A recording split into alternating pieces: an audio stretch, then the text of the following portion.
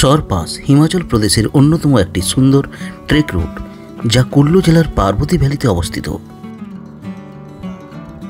এই ট্রেক রুটটি ট্রেকার্সদের কাছে খুব জনপ্রিয় এবং অবিস্মরণীয় দুঃসাহসিকতার সম্মুখীন হতে হয় ট্রেকটিতে। কাসোল হিমাচল প্রদেশের কুল্লু জেলায় অবস্থিত একটি সুন্দর গ্রাম। এখান থেকে সরপাস ট্রেক শুরু হয়। আপনি যদি সরপাস ট্রেক করেন তাহলে কাসোল আপনাকে অবশ্যই আসতে হবে। 12 মাস দেশি বিদেশি প্রচুর পর্যটক এখানে এসে থাকেন। আজ আধুনিকতার ছোঁয়ায় কাসোল দ্রুত হারে পরিবর্তন হয়ে যাচ্ছে। পার্বতী উপত্যকা ও পার্বতী নদী দিয়ে ঘেরা ছোট্ট কাসোল জনপদটি আপনাকে মুগ্ধ করে দেবে। এখন আপনারা আমাদের সরপাস ট্রেকের ভিডিওটি দেখতে থাকুন। আশা করি ভিডিওটি ভালো লাগবে। হাই, এবার আমাদের ট্রেক হিমাচল প্রদেশের সরপাস। আমরা এখন রয়েছি কাসোলে, কাসোলের একটি হোটেলে। এখান থেকে আমরা বেরোবো। আজকে আমাদের ট্রেক গ্রাহান ভিলেজ পর্যন্ত। গ্রাহান ভিলেজ এখান থেকে 6-7 কিলোমিটার, একটু বেশি হবে। আমরা এখান থেকে 11টা বাজছে। আজকে হচ্ছে 28শে মে 2024। আমরা হিমাচল প্রদেশে সরপাস ট্রেক করছি। সত্যি সরপাস একটা বিউটিফুল ট্রেক রুট। আপনারা দেখতে থাকুন আমাদের চ্যানেল ট্রাভেল অ্যাডভেঞ্চার বাংলা এবং আপনারা আমাদের সঙ্গে থাকুন। আমি সমস্ত বিবরণ আপনাদেরকে দেবো সরপাস সম্পর্কে।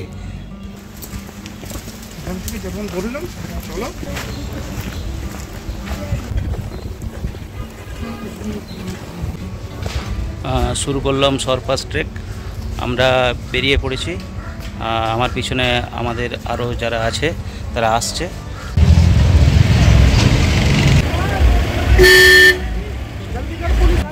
আজকে আমরা 1700 মিটার থেকে 2350 মিটার উপরে উঠব। কাসোল থেকে প্রায় 7 কিমি রাস্তা খুব একটা কঠিন নয়। পাহাড়ি রাস্তা যেরকম হয়, শেষ 2 কিমি রাস্তা খুব স্টিপ আছে। কাসোল টু গ্রাহান ভিলেজ এক্স্যাক্টলি 9 কিমি।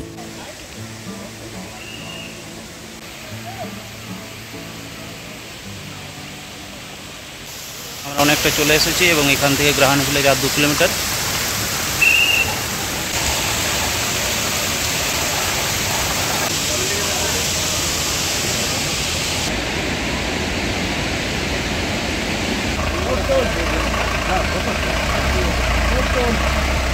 একটা দুটো দোকান এখানে রয়েছে, কিন্তু এখন বন্ধ হয়ে গেছে। আর কিছু পাওয়া যাবে না, বেলাও হয়ে গেছে।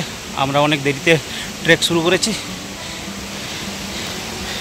একটু উঠতে হাঁপিয়ে যাচ্ছি খুব, কিন্তু অনেকটা উঠতে হবে।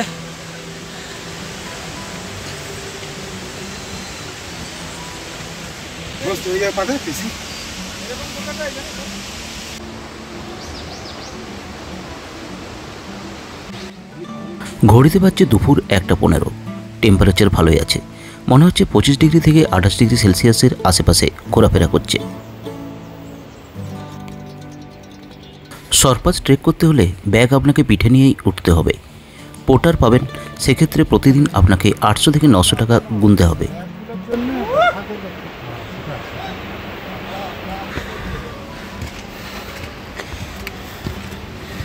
প্রচণ্ড ঘেমে যাচ্ছি। মনে হয় বাতাসে হিউমিডিটির পরিমাণ স্বাভাবিকের থেকে বেশি আছে।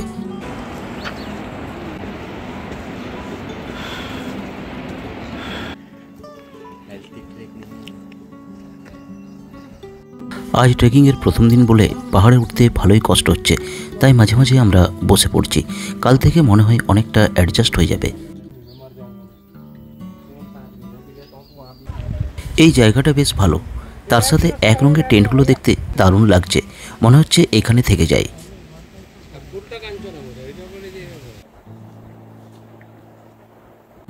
ট্রেক করে অনেকটা চলে এলাম। গ্রাহান ভিলেজ আর 500 মিটার দূরে।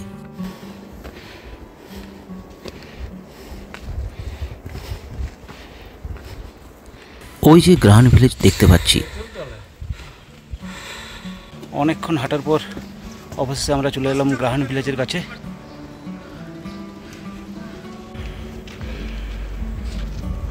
পৌঁছে গেলাম গ্রাহান ভিলেজে। আজ রাত্রি এখানেই থাকবো। পাহাড়ের এতটা উঁচুতে যে সুন্দর একটা গ্রাম পাবো তা ভাবতে পারিনি। তাই গ্রাহান ভিলেজে পৌঁছে রুমের মধ্যে ব্যাগপত্র রেখে আমরা বেরিয়ে পড়লাম। পুরো গ্রামটি যে যার মতো করে ঘুরে বেড়ালাম বিকেলবেলায়।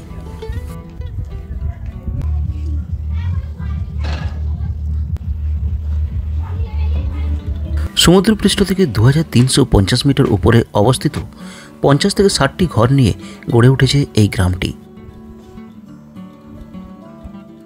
গ্রামের মানুষের প্রধান জীবিকা কৃষিকাজ ও বনের মধু সংগ্রহ। তবে বর্তমানে পর্যটন শিল্পের সাথে কিছু কিছু মানুষ যুক্ত হচ্ছেন।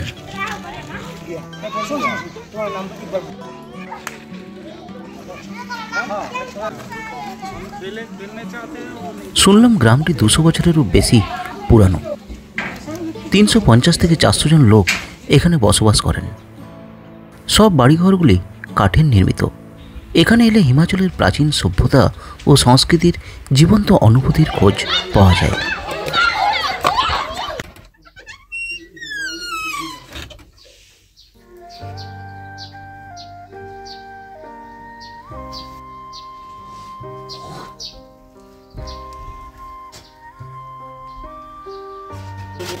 ও আচ্ছা, এখানে না, এক জায়গায় এটা খুশি না, লালটা তো না তো भर रहे हैं ये तीनों आ जाओ जरा मैं बता देता हूं। 10-10 केजी है ना दोनों का, ज्यादा तो नहीं। एक ये तो कल नीचे से आ रहा एक वो वाला। আজকে আমাদের ট্রেকের দ্বিতীয় দিন। আজকে আমরা গ্রাহান ভিলেজ থেকে যাব মিনথাজ। 7-8 কিলোমিটার রাস্তা আছে, 5-6 ঘন্টা লাগবে এবং রাস্তা খুব স্টিপ আছে, অনেক সময় লাগবে। আমরা খাবার দাবার সব প্যাক করে নিয়েছি, লাঞ্চ প্যাক করে নিয়েছি। আপনারা দেখতে থাকুন আমাদের সরপাস ট্রেকের ভিডিও।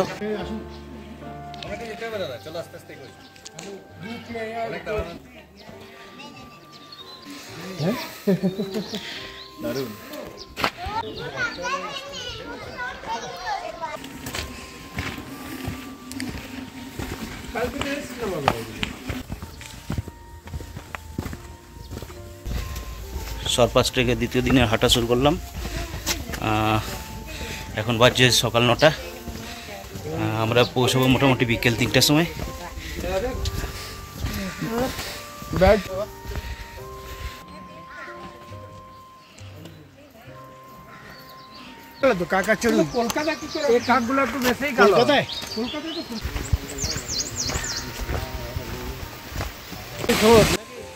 এখন গ্রাহান থেকে মিনথাজের উদ্দেশ্যে হেঁটে চলেছি।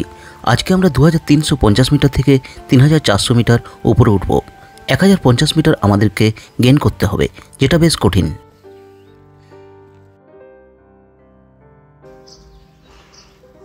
গ্রাহান ভিলেজের সৌন্দর্যে মুগ্ধ হয়ে গেলাম, তাই আরেকবার ফিরে দেখে নিচ্ছি। দারুণ ভিলেজটা, তাই না?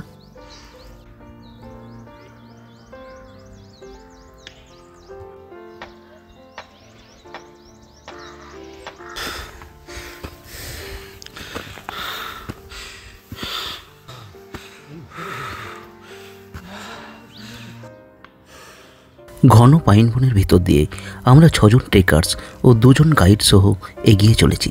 মাঝে মাঝে দূরের বরফ ঢাকা পাহাড়গুলিকে গাছের ফাঁক দিয়ে দেখতে পাচ্ছি, দারুণ লাগছে।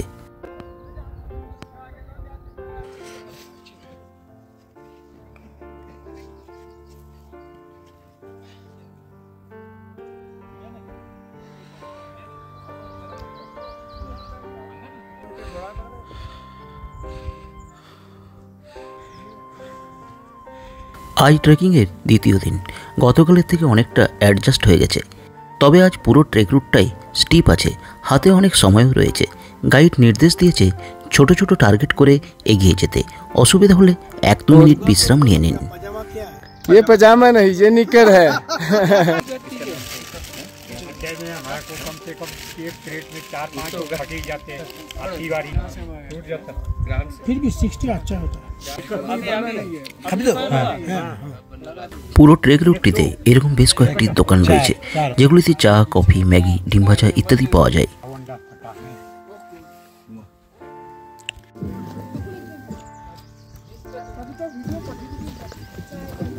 এভাবেই আমরা ট্রেল ধরে একসাথে এগিয়ে চলেছি। যত কষ্টই হোক না কেন, থেমে গেলে চলবে না, এগিয়ে যেতে হবে।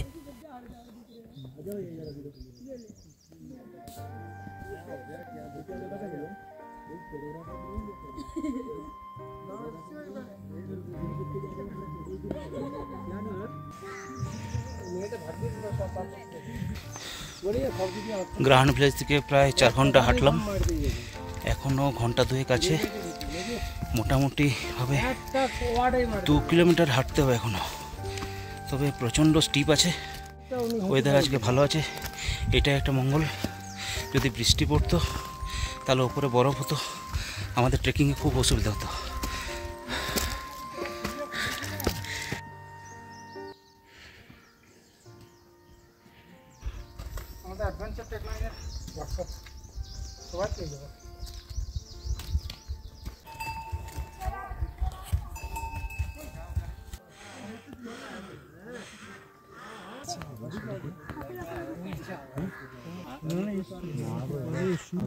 চলে এলাম মিন থাচে। উপরে বেশ কয়েকটা টেন্ট রয়েছে। গাইড বলল আমাদের টেন্ট ওই নিচে, তাহলে এখন আমাদেরকে অনেকটা নামতে হবে।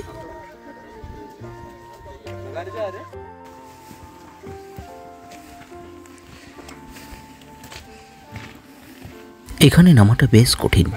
গাইডের নির্দেশ খুব সাবধানে আস্তে আস্তে নামতে হবে, একটু ভুল করলে বড়সড় বিপদ হয়ে যেতে পারে। ট্রেকিংয়ে গাইডের কথা শুনতে হবে, নিজে থেকে কোনো এক্সপিরিয়েন্স চলবে না।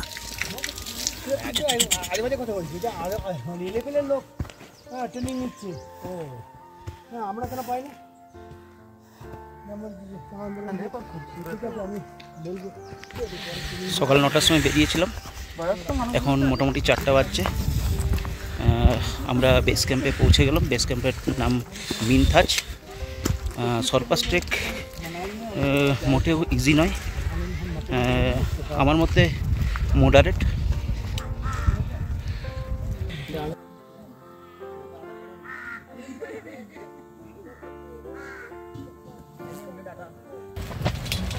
ভোর রাত্রি থেকে বৃষ্টি, তার সাথে জোরালো হাওয়া বইছে, যেটা খুবই ভয়ানক। পাহাড়ে এটা সাংঘাতিক হতে পারে।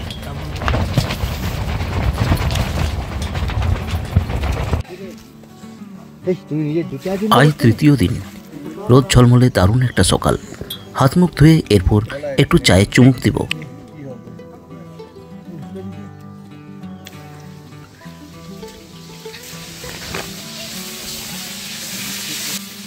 এদিকে অন্য একটি টেন্টের কিচেনে রান্নাবান্না চলছে। দেখতে পাচ্ছেন যে আমাদের যে সমস্ত ট্রেকার্সরা রয়েছে তারা সকলেই প্রস্তুতি নিচ্ছে। এদিকে আরেকজন ট্রেকার্স, তিনিও ব্যাগ গুছোতে ব্যস্ত। আজ শুরু করলাম আজকে আমাদের মিন থাচ থেকে নাগারু যাত্রা। আকাশ পরিষ্কার আছে এবং সানি ওয়েদার আছে। তা আমাদের পিছনে সকলে আসছে, দেখতে পাচ্ছেন। আমরা টেন্ট ছেড়ে বেরিয়ে গেলাম। সকালে ব্রেকফাস্ট করে নিয়েছি, এখন বাজছে 9:15।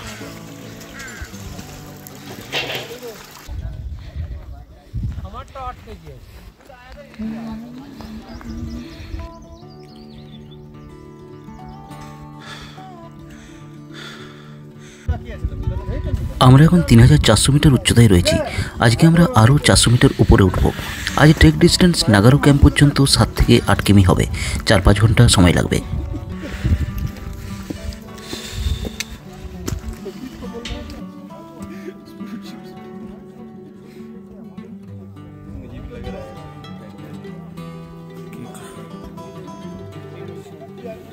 আগের দুদিনের থেকে আজকে অনেক বেশি স্টিপ এবং জিগজ্যাগ আছে।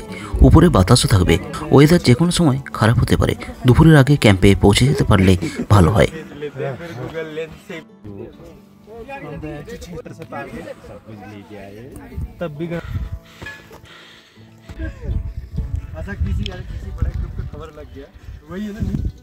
আর কিছুক্ষণ যাওয়ার পর ট্রি লাইন শেষ হয়ে যাবে। যত উপরের দিকে উঠব কিছু ঝোপঝাড় আর আগাছা থাকবে।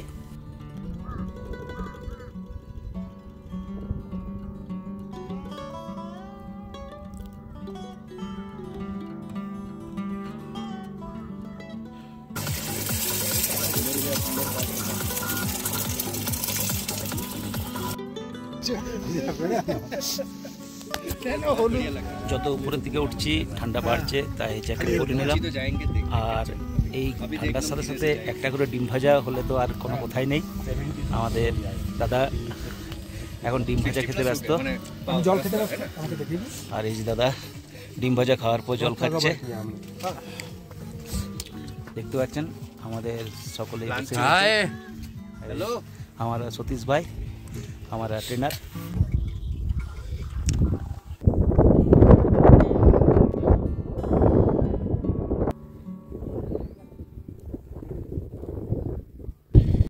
এখন সবাই বিভিন্ন পোজে ফটো তুলতে ব্যস্ত। আর ওই দূরে গ্রাহান ভিলেজ এখান থেকে দেখা যাচ্ছে।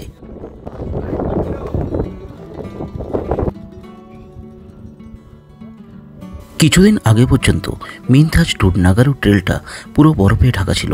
তখন ট্রেক করাটা রীতিমতো একটা চ্যালেঞ্জ ছিল ট্রেকার্সদের কাছে। তবে এখন অনেকটাই সহজ হয়ে গেছে।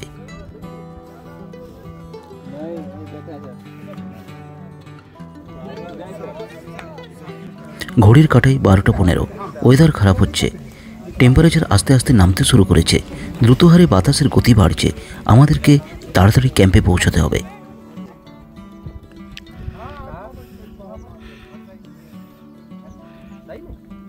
অনেকক্ষণ হাঁটার পর অবশেষে আমরা নাগারু ক্যাম্প সাইটে এসে পৌঁছে গেছি।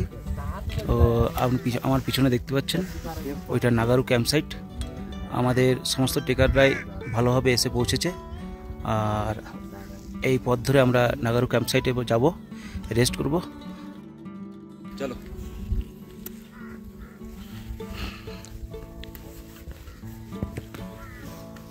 সবাই আসছে আমাদের, যারা যারা ট্রেকার্সরা রয়েছে পিছনে আসছে সবাই, দেখতে পাচ্ছেন।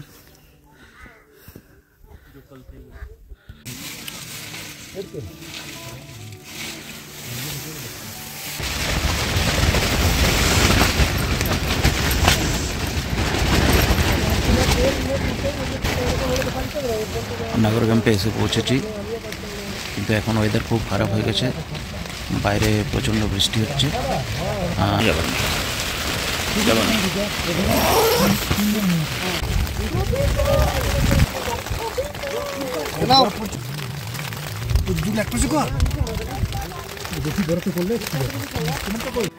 এখন আমরা নাগারু ক্যাম্পে রয়েছি, বাজছে রাত্রি 2:30। আমরা একটু পরে নাগারু ক্যাম্প থেকে সামিটের উদ্দেশ্যে বেরোবো।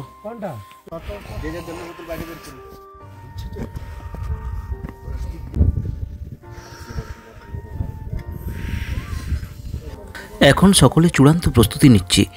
ঠান্ডা খুব আছে, মনে হচ্ছে -4 থেকে 5 ডিগ্রি হবে।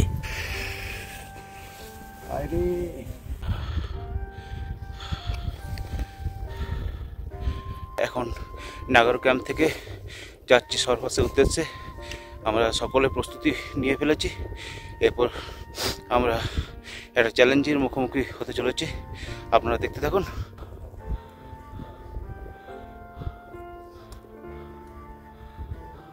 নাগারু থেকে সরপাস সাবমিট পর্যন্ত খুব ডিফিকাল্ট। ওপরে ওঠা রীতিমতো চ্যালেঞ্জের ব্যাপার।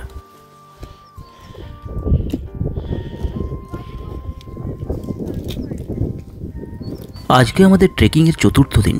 প্রথমে নাগারু থেকে সরপাস সাবমিট করব, সেখান থেকে বিস্কারি ক্যাম্পে পৌঁছবো।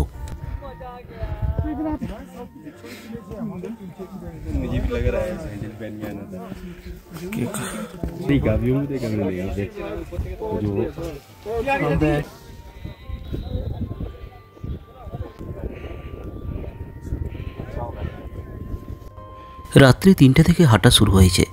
এখন ভোর হচ্ছে। ভোরের আলোতে চারিদিকের পরিবেশটা সুন্দর ও মনোরম লাগছে।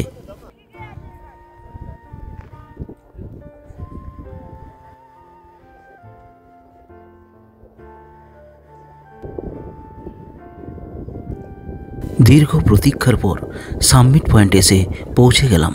Amazing, speechless. এত সুন্দর জায়গাটা ভাবতে পারিনি।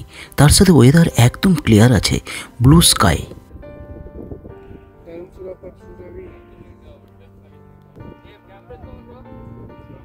এই মুহূর্তটার জন্যই এতদিন অপেক্ষা করে থাকা, অবশেষে সাক্ষী হতে পারা।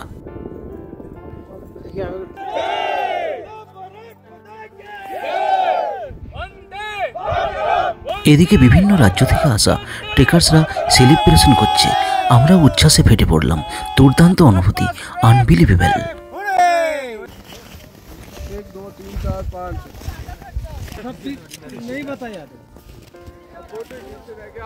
এরপর সরপাস পেরিয়ে বিস্কারির পথে এগিয়ে যাব। हाँ अब फोन को अंदर छोड़ देना दोस्तों, रख लेना। एक जगह आएगा मैं আমাদের সকলের চারিদিকটা এত ভালো লাগছে, মনে হচ্ছে সব কিছু ক্যামেরা বন্দি করি, কিন্তু গাইড বারে বারে তাড়া দিচ্ছে। এই জায়গাটা একটু তাড়াতাড়ি পেরোতে হবে, কারণ এখন বরফ শক্ত আছে, দেরি করলে বরফ নরম হয়ে যাবে, তখন বরফের উপর আর হাঁটা যাবে না।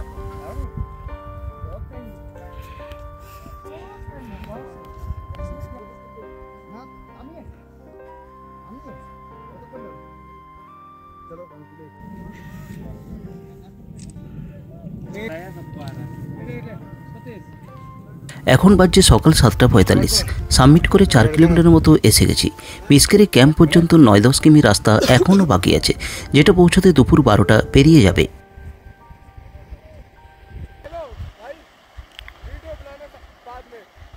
सिवाय उसके 2 नंबर के, उसके अलावा হিমাচলের সরপাস ট্রেকের যা ভিউ পেলাম তা অসাধারণ। চারিদিকে স্নো ক্যাপ মাউন্টেন, দূরে বরফ ঢাকা পর্বতশৃঙ্গগুলি দেখা যাচ্ছে, বিউটিফুল।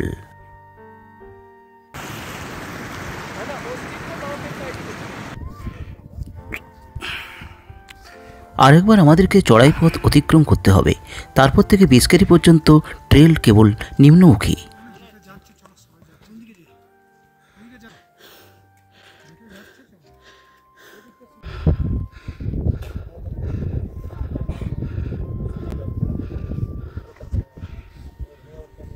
বরফের উপর হেঁটে যাচ্ছি, ঠান্ডা বাতাস বইছে এবং সূর্যের তেজ খুব প্রখর।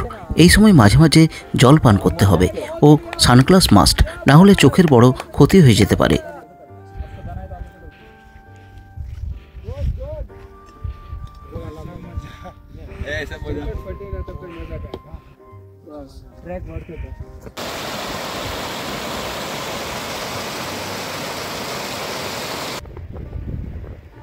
নিচের দিকে নামতে শুরু করেছি, আর স্নো নেই। এরপর শুধু বুগিয়াল এবং ট্রি লাইন আবার পাবো। আর ওই দূরে তোষ উপত্যকা দেখা যাচ্ছে, তার উপর অনেকগুলি মাউন্টেন পিক রয়েছে।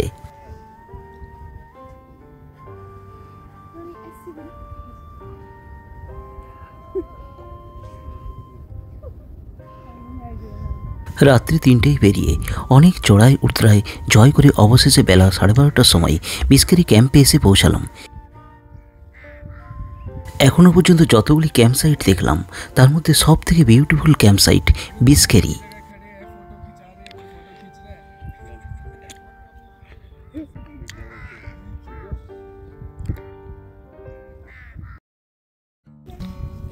গতকাল আমরা নাগারু থেকে রাত্রিবেলায় বেরিয়ে সরপাস ট্রেক করে আমরা পৌঁছেছিলাম বিস্কারি ক্যাম্পে।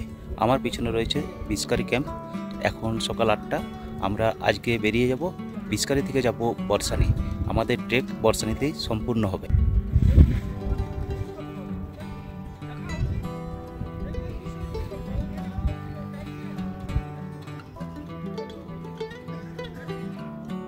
মনে হচ্ছে যেন বিস্কারি ক্যাম্পে আরেকদিন থেকে যাই, কিন্তু আমাদেরকে যেতে হবে, উপায় নেই। তাই বর্ষায়নি যাবার তোড়জোড় শুরু হয়ে গেছে।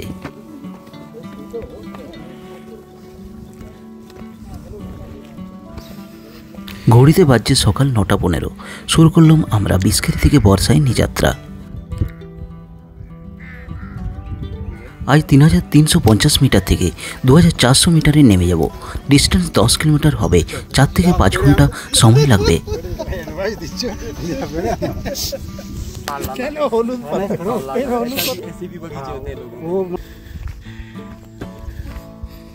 ঘন পাইন বনের ভেতর দিয়ে যাচ্ছি, মাঝে দাঁড়িয়ে একটু বিশ্রাম, গল্প, হাসি ঠাট্টা, তারপর আবার এগিয়ে চলা।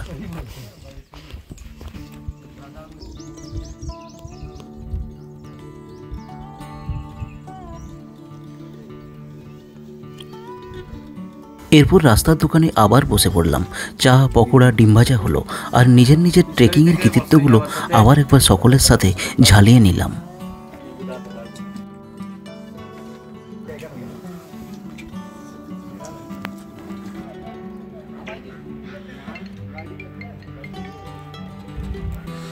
অবশেষে ট্রেক সম্পূর্ণ করলাম, প্রায় পৌঁছে গেলাম বর্ষানির কাছে। এরপর এখান থেকে আমরা বাসে চাপবো। আমাদের সকলের ট্রেক সম্পূর্ণ করলো, সামনে সকলে যাচ্ছে।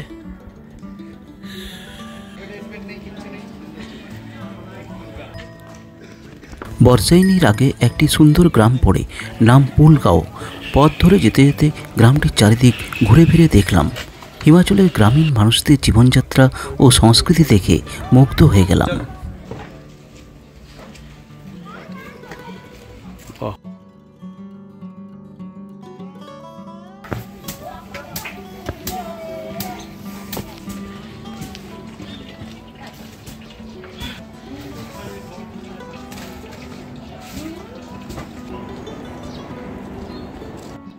ওই যে দূরে বর্ষাইনী, অতটা যেতে হবে না, এখানে একটা গাড়ি আসছে।